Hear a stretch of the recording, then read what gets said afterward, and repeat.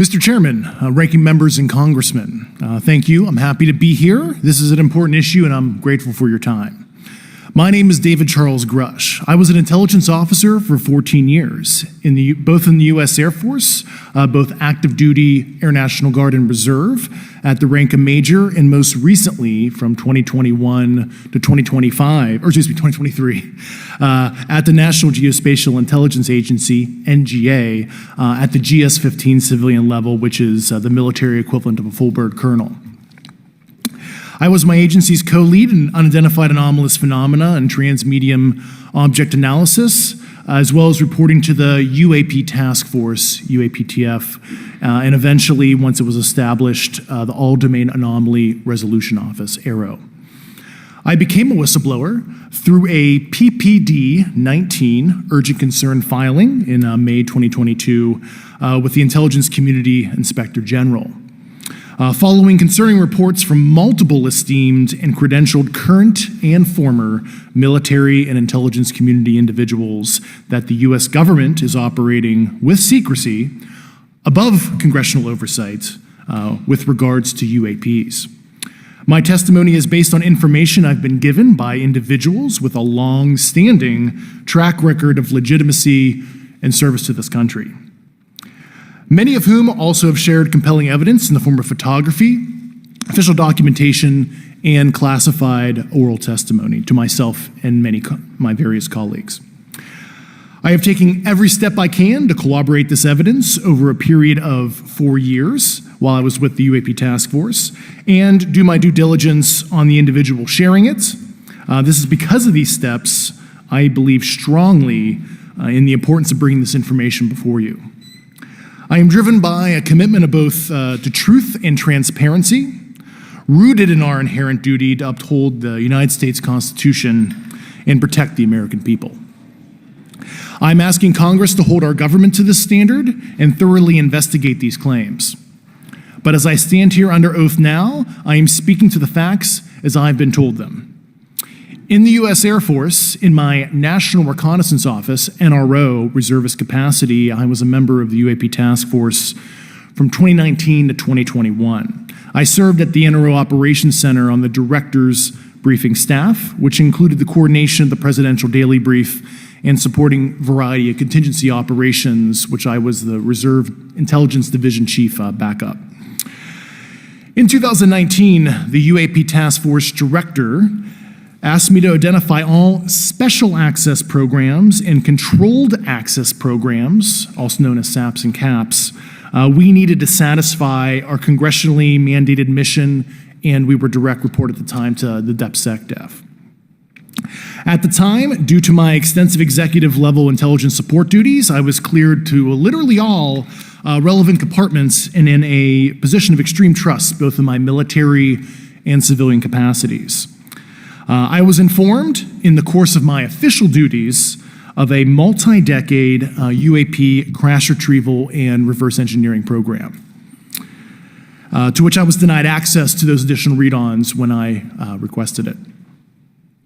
I made the decision, based on the data I collected, to report this information to my superiors and multiple inspectors general, and in effect becoming a whistleblower. As you know, I've suffered retaliation for my decision, but I am hopeful that my actions will ultimately lead to a positive outcome of increased transparency. Thank you, and I'm happy to answer your questions. Assuming that there are reasons why not all this should be made public, this has been around for a long period of time. Can any of the three of you think of any reason why anything related to UAPs, say 15 years and back, should not be immediately made public? I think one of it is acknowledging a vulnerability, both from a collection and I'll just say a countermeasure perspective. So it's a nut we haven't cracked for many years. Yeah. Even say 20 years back. Is there any reason why, when you go back that far, things shouldn't be made public? Unless it shows a specific national security vulnerability as it relates to a weakness in a particular defense system. Oh, okay. Mr. Grusch, finally, do you believe that our government is in possession of UAPs? Absolutely, based on interviewing over 40 witnesses over 4 years. And where? I know the exact locations, and those locations were provided to the Inspector General and some of which to the intelligence committees. I actually had the people with the firsthand knowledge provide a protected disclosure to the Inspector General. Thank you. And Mr. Chairman, I would just say that I think that these questions are important questions. Mr. Grusch, thank you for being here, brother. Thank you all very much. Have you faced any retaliation or reprisals for any of your testimony or anything on these lines? I have to be careful what I say in detail because there is an open whistleblower reprisal investigation on my behalf, and I don't want to compromise that investigation by providing anything that may help provide somebody information. But it was very brutal and very unfortunate, some of the tactics they used to hurt me both professionally and personally, to be quite frank. Yeah. It's very unfortunate. As they say, when you're over the target, that's when they do the most firing at you. Do you have any personal knowledge of people who have been harmed or injured in efforts to cover up or conceal these extraterrestrial technology? Yes. Personally. Have anyone been murdered that you would that you know of or have heard of, I guess? I have to be careful asking that question. I directed people with that knowledge to the appropriate authorities. Maybe in a if we could get in a confidential area, SCIF, we could talk about that. But unfortunately, we were denied access to the SCIF, and that's very unfortunate in this scenario. Mr. Grusch, what about you? What was your experience after you came forward? Well, it's only been about 2 months or so I guess my experience has been overwhelming support from former colleagues of mine that have privately messaged me, and I do appreciate that. But I do have knowledge of active planned reprisal activity against myself and other colleagues, and it's very, very upsetting to me. Coming from where? Certain senior leadership at previous agencies I was associated with. And that's all I'll say publicly, but I can provide more details in a closed environment. Okay. Well, I hope you understand that there would be bipartisan rejection of any attempt to vilify, demonize, or engage in other reprisals against our witnesses and people who are telling the truth from their perspective. Yeah, there were certain colleagues of mine that were brutally administratively attacked, and it actually makes me very upset as a leader to see that happen to other coworkers and actually superiors of mine over the last 3 years. How do you account for that response? That seems like a bizarre response. I call it administrative terrorism. That's their quiver, their tool in the toolbox to silence people, especially the career government service cares about their career, cares about their clearance, their reputation to climb the ladder. And when you threaten that career path, a lot of people back off. But I'm here to represent those people. So, Mr. Grusch, in speaking to you yesterday, I just wanted to follow up on Representative Raskin's questions. In the last couple of years, have you had incidences that have caused you to be in fear for your life for addressing these issues? Yes, personally. Okay. Yeah. I just want everyone to note that he's coming forward in fear of his life. To put in perspective, if they were really not scared about this information coming out, why would someone be intimidated like that? To your knowledge, are NHIs working with adversarial foreign governments in either technology exchange programs or back engineering programs? I don't have data on that. I'm not sure. Have you heard or you had people come forward to present that evidence? Not that particular evidence that you just espoused. Okay, on the 19th of April, Dr. Kirkpatrick, head of Aero, had said that he did not find any evidence of UAPs. You also stated that you had, in your interview, that you had briefed him on information that you were uncovering, but that he did not follow up with you. Were the items that you divulged to him pertinent to national security? Yes, him and I had a classified conversation in April 2022 before he took over Aero in July 2022, and I provided him some concerns I had.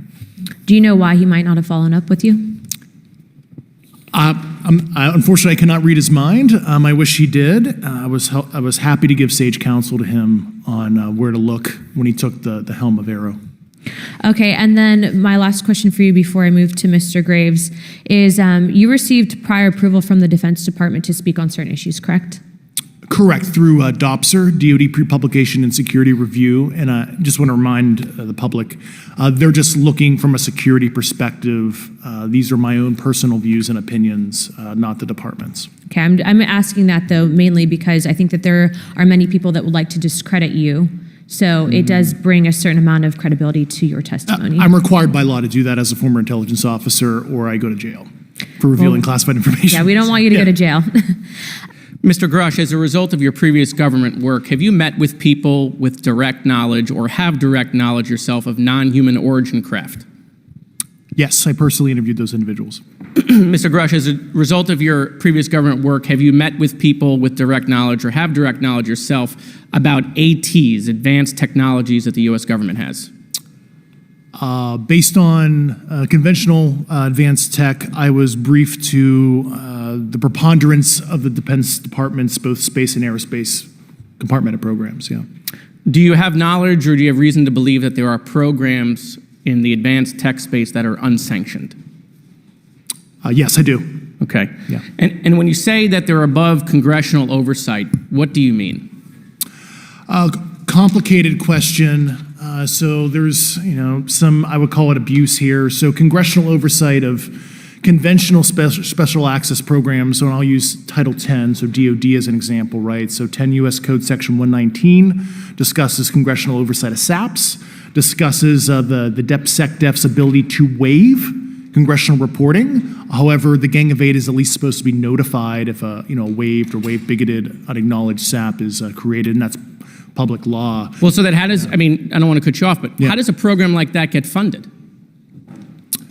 I will give you generalities. I can get very specific in a closed session, but misappropriation of funds and Does that mean self-fund. does that mean that there is money in the budget that is said to go to a program, but it doesn't, and it goes to something else? Yes, I have specific knowledge of that. Yep. Do you think U.S. corporations are overcharging for certain tech they're selling to the U.S. government, and that additional money is going to programs? Correct, through something called IRAD. Okay. Satellite imagery. Let's talk about satellite imagery. We have satellites all over the place, some that we're aware of and many that we're not aware of, right? We're taking pictures of everything at every point and second. Mr. Grusch, are you aware, do you have direct knowledge, or have you talked to people with direct knowledge that there are satellite imagery of these events? That was one of my primary tasks at NGA, since we process, exploit, and disseminate that kind of information. I've seen multiple cases, some of which, to my understanding, and of course I left NGA in April, so that's my information cutoff date, but I personally reviewed both what we call overhead collection and from other strategic and tactical platforms that I could not even explain prosaically, and I have a degree in physics, by the way, as well. And I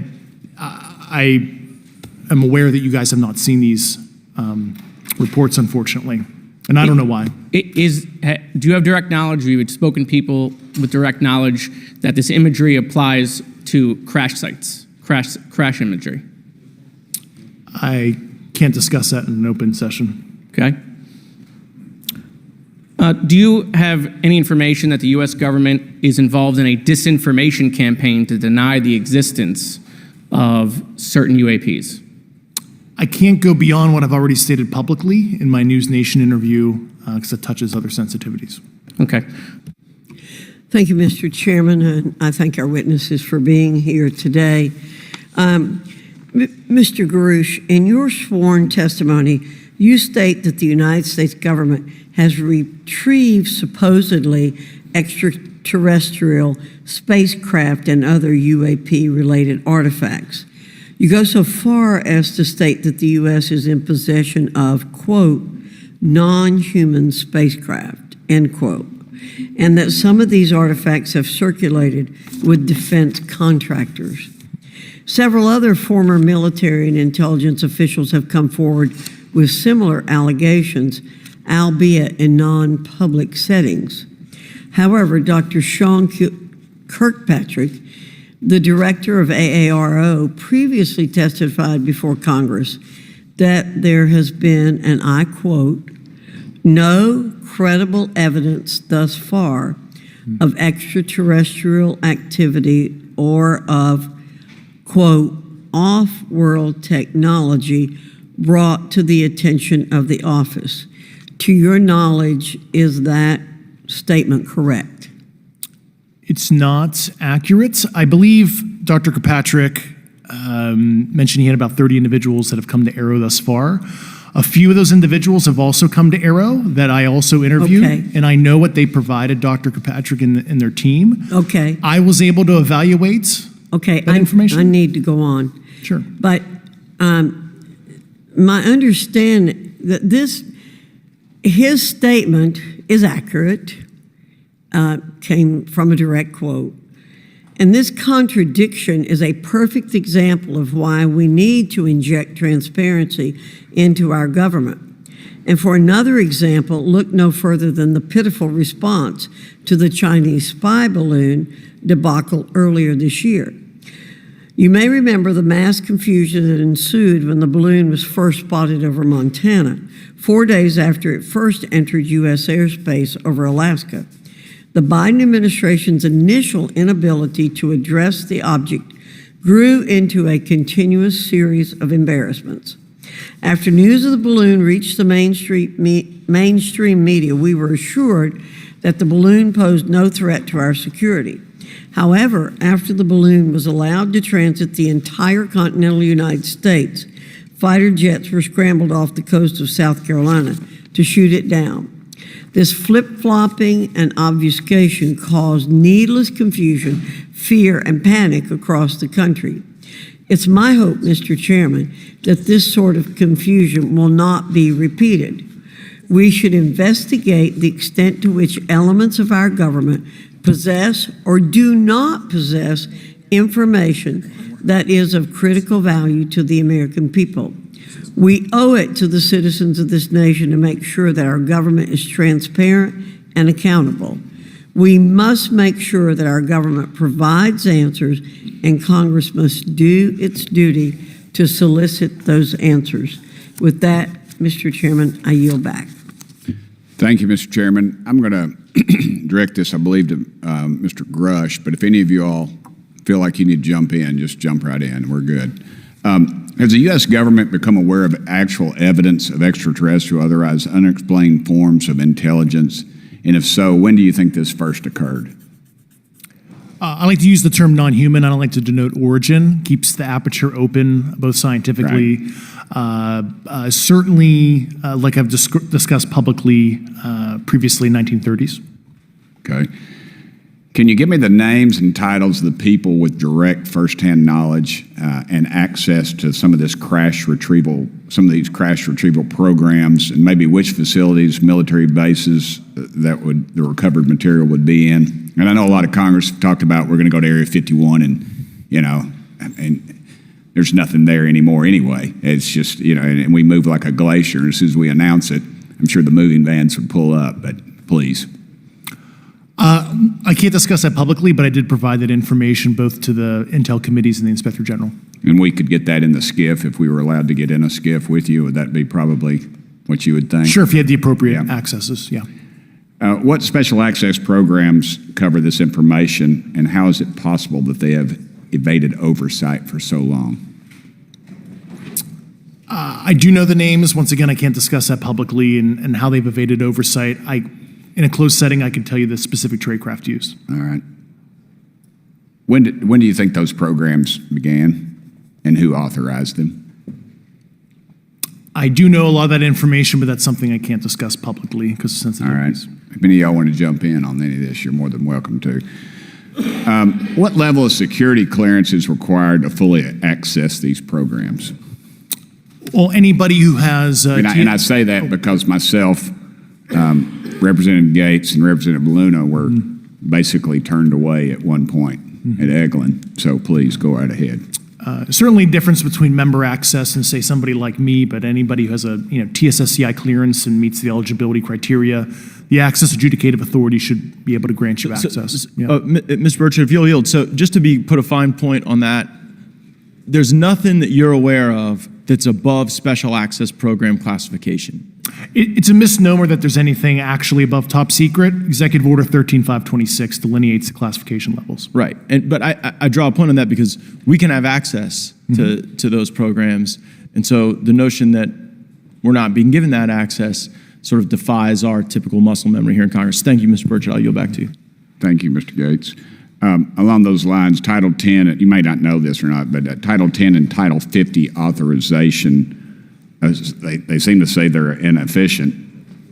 So who gets to decide this, in your opinion, in the past? It's a group of career senior executive officials, Okay, are they government officials?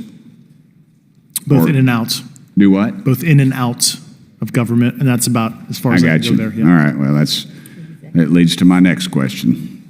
Which private corporations are directly involved in this program? How much taxpayer money has been invested in these programs, to your knowledge? I mean, we know we audit the Pentagon every year, and I've been here 5 years, and they failed the dadgum thing every year. They lose over $1 billion a year, we think, and I was told the Department of Defense maybe 60% of their assets are unaccounted for, whatever the heck that means. In the public sector, you go to jail for that kind of crap. So tell me. Yeah, I know when I'm $1 off of my DTS travel voucher, I get hammered, but seems like it doesn't work the other way. If you right? sell over Yeah. if you sell over $600 worth of stuff on eBay now, you get a call from the IRS. So please, what corporations? Yeah, I don't know the specific metrics towards the end of your question. The specific corporations I did provide to the committees in specific divisions, and I spent 11 and a half hours with both Intel committees. So. Okay. Has there been an active U.S. government disinformation campaign to deny the existence of unidentified aerial phenomena? And if so, why? I can't go beyond what I've already espoused publicly about that. Okay, I've been told to ask you what that is and how to get it in the record. What Which have you stated publicly in your interviews for the congressional record? Yeah. if you reference my News Nation interview and I talk about a multi-decade, campaign to disenfranchise public interest, Sorry, Mr. basically. Chairman, I've gone. Yeah. Thank you. And thank you to our witnesses for coming here today. I do concur with the ranking member as well as several other members here on this committee that this is a committee for whistleblowers and for the protection of whistleblowers as well. So we understand what you're putting on the table here and what you're putting on the line here, and we thank you for that. Mr. Grusch, you sat on the Unidentified Anomalous Phenomenon Task Force created in the 2020 NDAA, correct? Yes. There have been some things that have been mentioned here during this hearing that I wanted to pick up on. Mr. Graves, you mentioned specifically during the answers to one of your questions, you named Boeing contractors being engaged in an incident regarding this red cube about a football field wide. I was wondering if you could speak a little bit about the interaction, or Mr. Grusch, either of you, the interactions between defense contractor companies and any UAP-related programs or activities. So I'll just say that the information about the contractor themselves were provided by a witness, and I have no particular detail in that relationship. Mr. Grusch. The kind of general unclassed wave tops, certainly the contractors, are the metal benders, so to speak. They're the ones actually doing specific performance on government contracts. Are they required to issue any disclosure regarding UAP sightings, or do they engage in any reporting around this? In terms of the contractors, not that I'm aware of. They do not. Okay. Now, when it comes to notification that you had mentioned about IRAD programs, we have seen defense contractors abuse their contracts before through this committee. I have seen it personally, and I have also seen the notification requirements to Congress abused. I am wondering, one of the loopholes that we see in the law is that there is, at least from my vantage point, is that depending on what we're seeing, is that there are no actual definitions or requirements for notification. What methods of notification did you observe? Like when they say they notified Congress, how did they do that? Do you have insight into that? For certain IRAD activities, I can only think of ones conventional in nature. Sometimes they flow through certain, I'll just say, SAP programs that have cognizant authority over the Air Force or something, and those are congressionally reported compartments, but IRAD is literally internal to the contractor, so as long as it's money, either profits, private investment, et cetera, they can do whatever they want. To put a yeah. finer point on it, when there is a requirement for any agency or company to notify, or any agency to notify Congress, do they contact the chairman of a committee? Do they get them on the phone specifically? Is this through an email to hypothetically a dead email box? A lot of it comes through what they call the PPR, Periodic Program Review process. If it's a SAP or Controlled Access Program Equity, and then those go to the specific committees, whether it be the SAS, CASC, HISI. Thank you. But for the record, if you were me, where would you look? Titles, programs, departments, regions, if you could just name anything. And I put that as an open question to the three of you. I'd be happy to give you that in a closed environment. I can tell you specifically. Thank you. I want to get into specifics here, and the reason I'm going to go this way is because you've talked a bit about what I would call misdirection by official U.S. government with regard to UAPs, right? And so I'm going to get to that in a second. But last week, White House NSC spokesman John Kirby stated that UAPs are having an impact on our training ranges and need to be treated as a legitimate issue. Do you concur with the statements? That's for each of you. Yes. Yes. Yes. Okay. Now, having said that, I'm going to take you to specific instances around the Phoenix Valley, because that's where I live. In '97, we had the famous Phoenix Light case. I don't know if any of you are familiar with that. There were two things that went along with that, and the explanation was military training range off Luke and the Barry Goldwater Range. Do you know anything different other than the official explanation of those lights? Only what's in the public vernacular about it. That was outside the scope of my duties. And if we wanted to, just my question along with my colleague from New York, Ms. Ocasio-Cortez, if we wanted to find out more about that, where would we go to find the files, and who would we address? And are you going to tell me we need to go to a SCIF so you can tell us in a SCIF? I could potentially give you a vector on that. That specific case, I'm familiar with it in terms of public, but I give you a vector in a closed environment, yeah. That would be good, thank you. So if it's true that UAPs are having an impact on training ranges, and this administration considers it to be a legitimate issue, what steps can Congress take to address training range impacts? And I say that having two very large training ranges in my state. Yeah, as a recipient of a lot of those training range reports, sometimes we only get contextual kind of oral reporting. It'd be nice if they attached all sensor data and there's a system in place that can handle multiple classifications of data. And that's an issue with the F-35, right? That jet was never built to be an ISR platform. And it's a pain in the, we'll just say butt, to get that data off, so, yeah. Great. Do you believe that the 2019 classification guidelines for UAPs interferes with the federal government's ability to be transparent with the American people? And do you think we need to be more transparent with the American people? All of you, yeah. I'll say yes to that. Yeah, I'm familiar with at least the UAP Task Force 2019 Security Classification Guide. I think it's fair. I did actually help author that with the director. You got a bias that way then. But I will say, I'll call it a lazy attitude about declassifying videos. I mean, I've seen some of the videos of the recent shoot down, and I saw no reason that couldn't have been released as long as they mask some data. The American people deserve to see that imagery and full motion video. Thank you, Mr. Chairman. Appreciate you guys coming out today, testifying. Look, I've been here for 6 months, and I'm pretty skeptical. I don't trust anything in this town, and so I think that's because I'm from Missouri. You've got to show me, right? With that being said, there's been a lot of things that have been said in the public, Mr. Grusch. And so I want to get down to, if we can, some specifics, right? So at one point you had said that there has been harmful activity or aggressive activity. Has any of the activity been aggressive, been hostile in your reports? I know of multiple colleagues of mine that got physically injured, and the activity. And I got by UAPs or by people within the federal government? both. Okay, so there has been activity by alien or non-human technology and or beings that has caused harm to humans.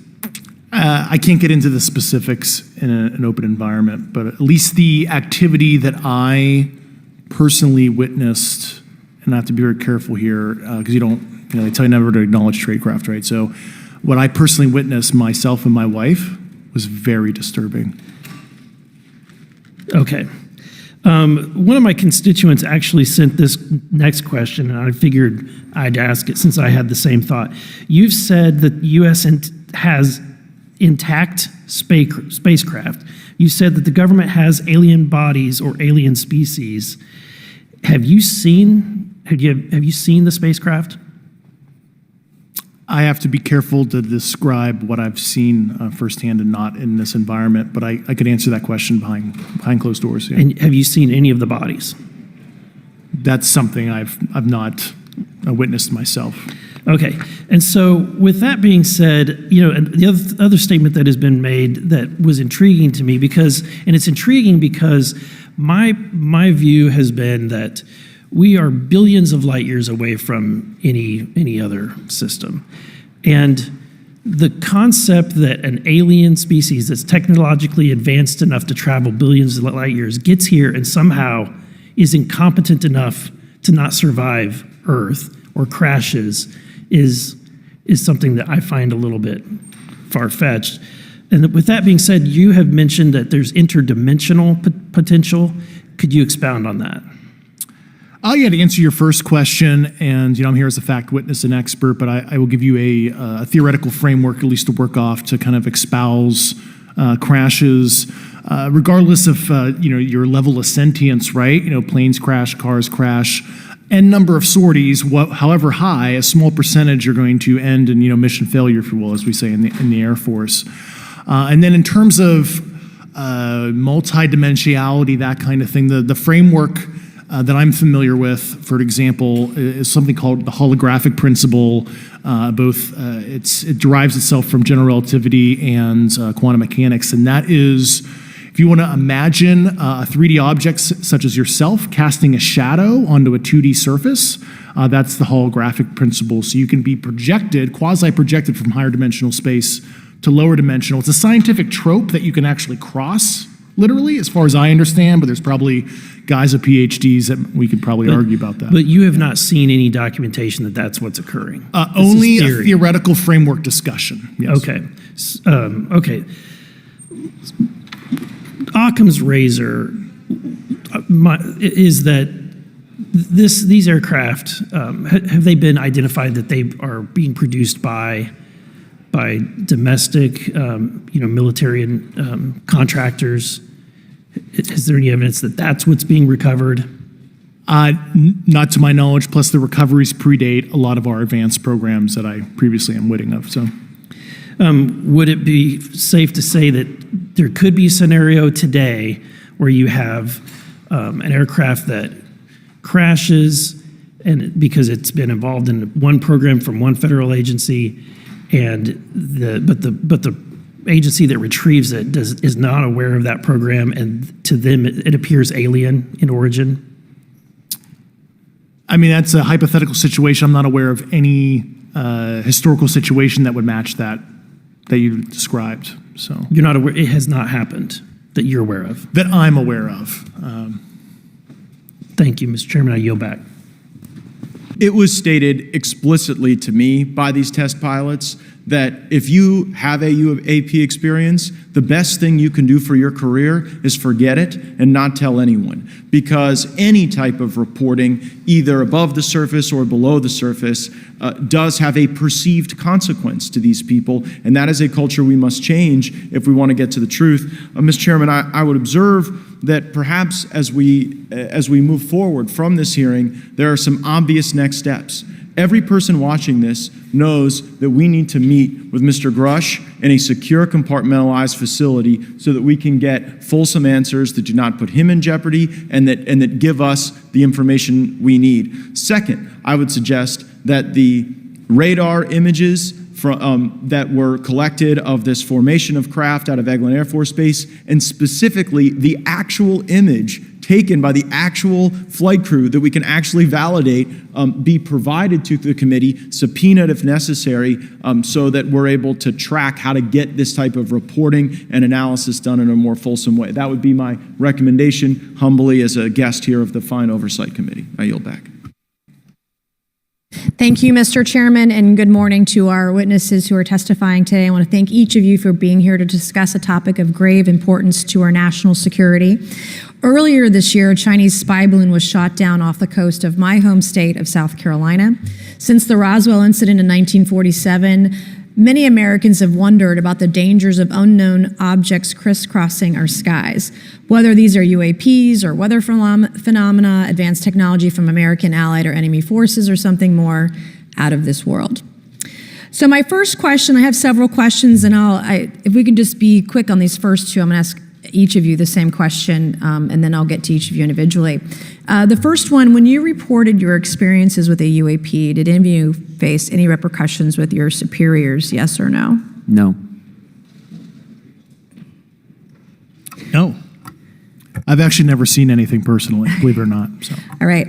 And then do you believe there's an active disinformation campaign within our government to deny existence of UAPs, yes or no? I don't have an answer to that. As previously stated publicly, yes. I think previously with like Project Blue Book, yes, but currently I don't speak for the United States government. Okay, thank you. Mr. Grusch, a couple of questions for you too, sir, this morning.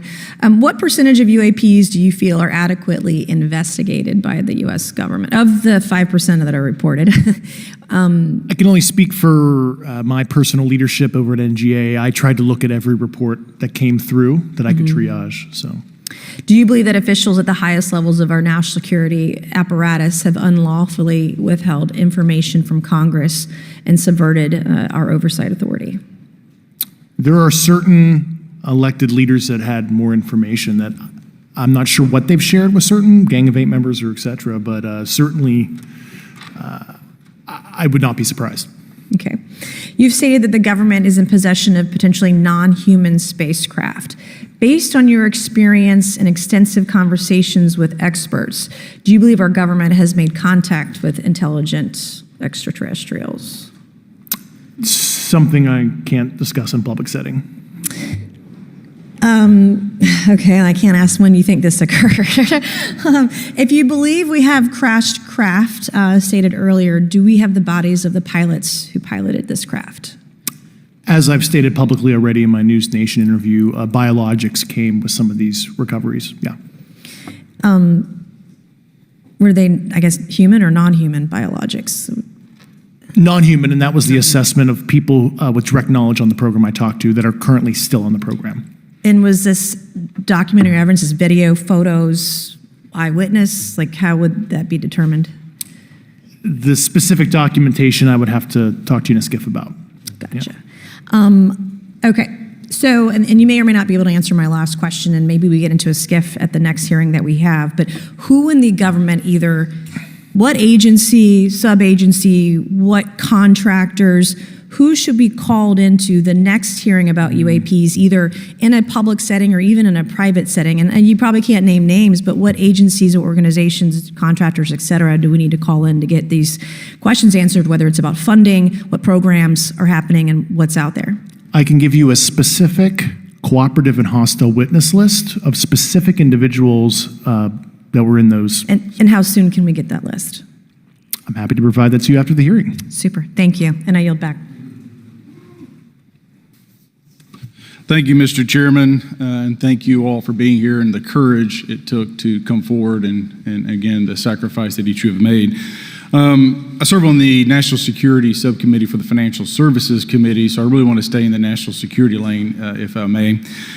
So when we think about traditional adversaries and both us towards them and them towards us. We probe their capabilities. We look for weaknesses, and we collect that data, that reconnaissance for in the event we need it in the future. For each of you, yes or no question, based off of your own experience or the data that you've been privy to, is there any indication that these UAPs could be essentially collecting reconnaissance information? Mr. Graves? Yes. Mr. Grusch? Fair assessment, yeah. Mr. Fravor? Very possible. Again, in the national security vein, is it possible that these UAPs would be probing our capabilities? Yes or no, Mr. Graves? Yes. Grusch? Yes. Fravor? Definitely. Is it possible that these UAPs are testing for vulnerabilities in our current systems? Yes. Yes. Possible. Do you feel, based off of your experience and the information that you've been privy to, that these UAPs provide an existential threat to the national security of the United States? Mr. Graves? Potentially. Yes, sir, potentially. Same answer, potentially. Yeah, I'd say Fravor? definitely, potentially. Mr. Graves and Fravor, in the event that your encounters had become hostile, would you have had the capability to defend yourself, your crew, your aircraft? Absolutely not. Sir? No.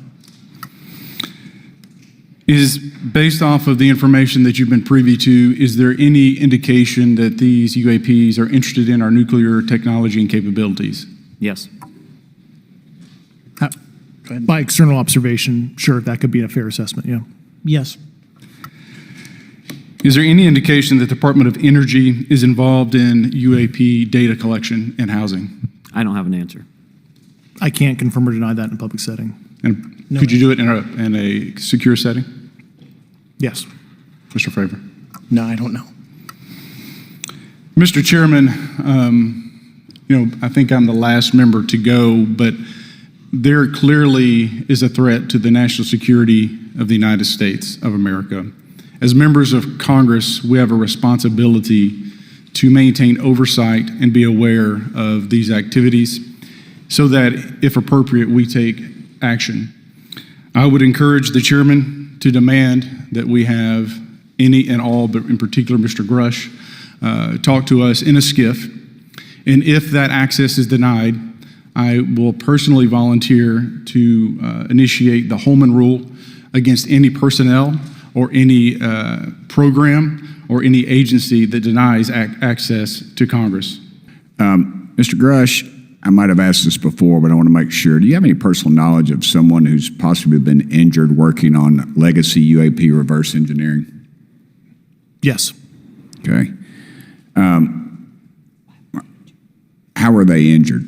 Is it something like a radioactive type situation or something we didn't understand? I've heard people talk about the Havana syndrome type incidences. What was your recollection of that? I can't get into specifics, but you could imagine assessing an unknown unknown. There's a lot of potentialities you can't fully prepare for.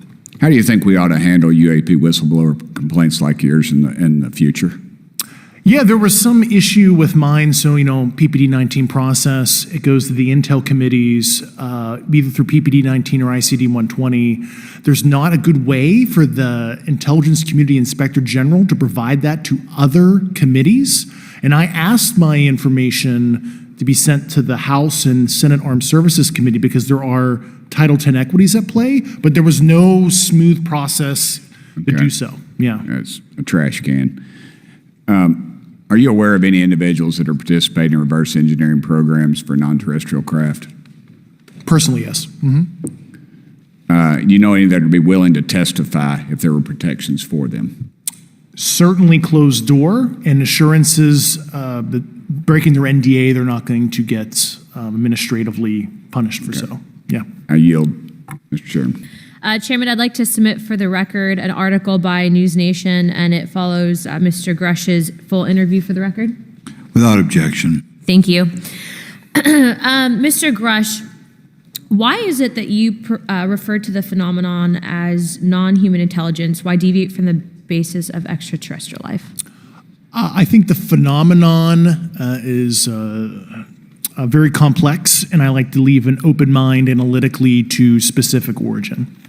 When you say specific origin, are you referring, can you elaborate on that for those that might not? If it's a traditional extraterrestrial origin or something else that we don't quite understand from either a biological or astrophysics perspective, I just like to keep an open mind on what it could be, Okay, and referring to your News Nation interview, you had referenced specific treaties between governments. Article 3 of the Nuclear Arms Treaty with Russia identifies UAPs. It specifically mentions them. To your knowledge, are there safety measures in place with foreign governments or other superpowers to avoid an escalatory situation in the event that a UAP malevolent event occurs? You're referring to actual a public treaty in the UN Register.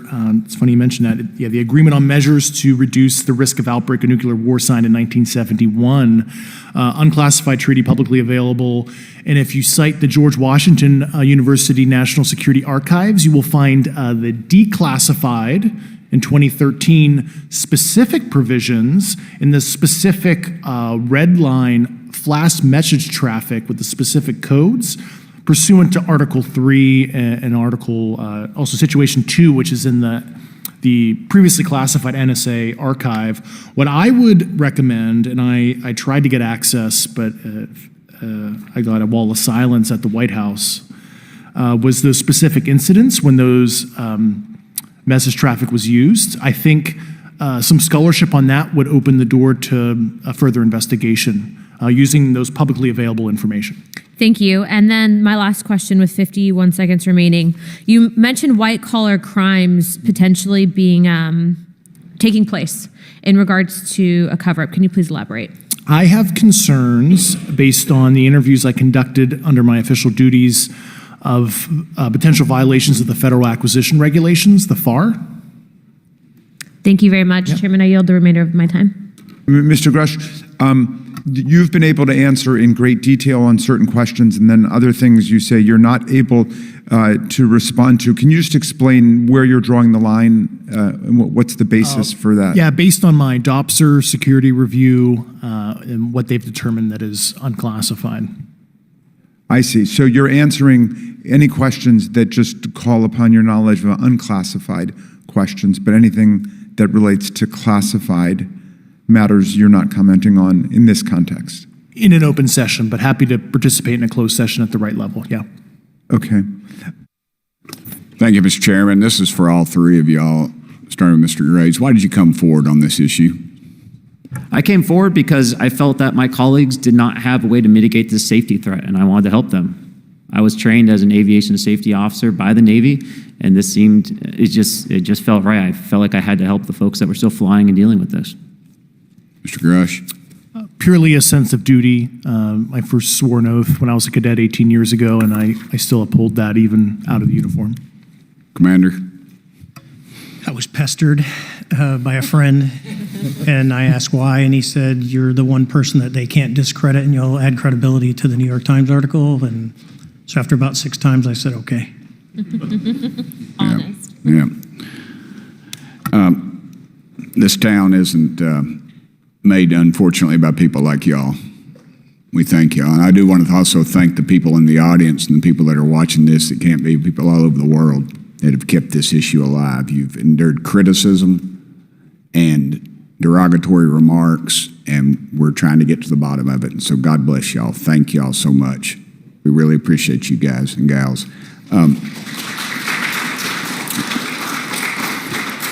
That's why we need term limits. Y'all keep clapping, us politicians just keep talking. So let me ask y'all, how can the public contribute to UAP reporting, and what avenues you think are available to the public to report these sightings? Well, right now, I don't think there is a lot of public options for every man to be able to report on this. I think even for professionals that have sensor data that are seeing these on a regular basis, they're still hesitant to come forward. And so for the general public, I think encouraging the conversations that we're having today, looking for technology solutions that can be distributed so that objective data can be gathered is the first place to go. Mr. Grusch?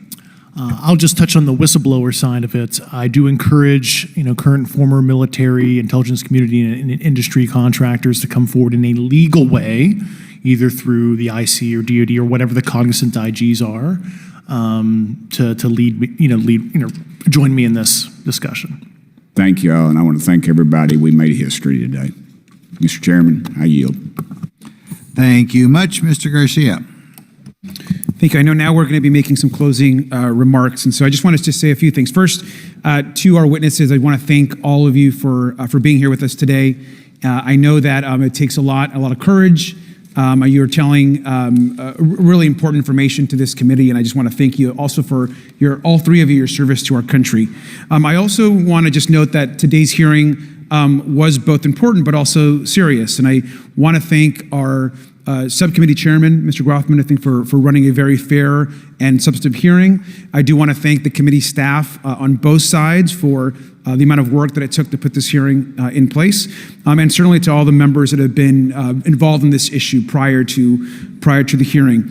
I also want to note for our witnesses and for the public that I'm a freshman member of Congress and I've only been here for 7 months, but this is by far the most bipartisan conversation and discussion that I have seen happen in the Congress. And I think that a topic of this significance as it relates to our national security, as it relates to information that we're trying to gather for the American public, does bring people together, and I think that's been really great to see.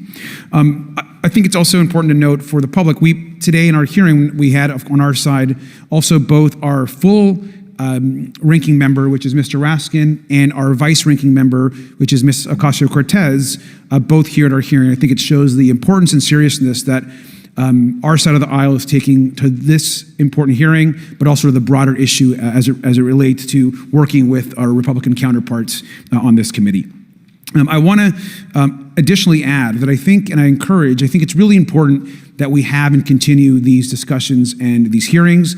Clearly, there's a lot of information that we don't know, but it's also very clear that we have to continue our investigation and accountability on asking the right questions and ensuring that they're part of the public record. One thing that was important today is some folks might wonder, why are we asking questions that might already be out there or that have been asked before? It's important that they're asked and put into the public record as it relates to this committee. And so I want to thank you for answering some questions multiple times. I know not just in maybe meetings you had with some members, but also here in the public. Let me also just add an additional note that it's important also that our friends in the media and those that are not just reporting on this hearing, but that have reported on this topic and that may in the future, the media has an important role in this process. And it's very important that the media engages, does independent investigation, and reports on not just what happened today, but what they see independently as what is happening around UAPs in the broader community. That is also an important public benefit that we have in trying to get the information and the facts as it relates to this. Let me also just say finally that as a teacher and an educator and a longtime teacher and researcher, that I also really believe in following facts, in doing your homework, and in making sure that you follow science as we try to get as most information as possible. And so I want to thank you all for agreeing to do that today. Transparency is the cornerstone of government. We live in a vast galaxy, a lot of unanswered questions, and thank you all for being here today. Mr. Chairman. I'd like to one more time thank Mr. Burchin, Ms. Luna for bringing this to our attention. It's a topic that has interested me since I was in school. It was a very illuminating hearing. Obviously, I think several of us are going to look forward to getting some answers in a more confidential setting. I assume some legislation will come out of this. Sure. I apologize, Mr. Chairman. I need to compliment the folks in my office that did a lot of the work on this. Rachel and Noah sitting behind me here. They're very quiet and humble, but if without them, this thing would not have come off like it did, so I apologize. Thank you. I think we're going to want to look into what we can do to make more of this information public. I think there's certainly a time period after which it should always be made public, and people have been concerned about these issues, like I said, since I was in high school. But in any event, I'd like to thank everybody who was here, sticking through through the entire hearing. Without objection, the members will have 5 legislative days to submit materials and to submit additional written questions for the witnesses, which will be forwarded to the witnesses for their response. If there's no further business, without objection, the subcommittee stands adjourned.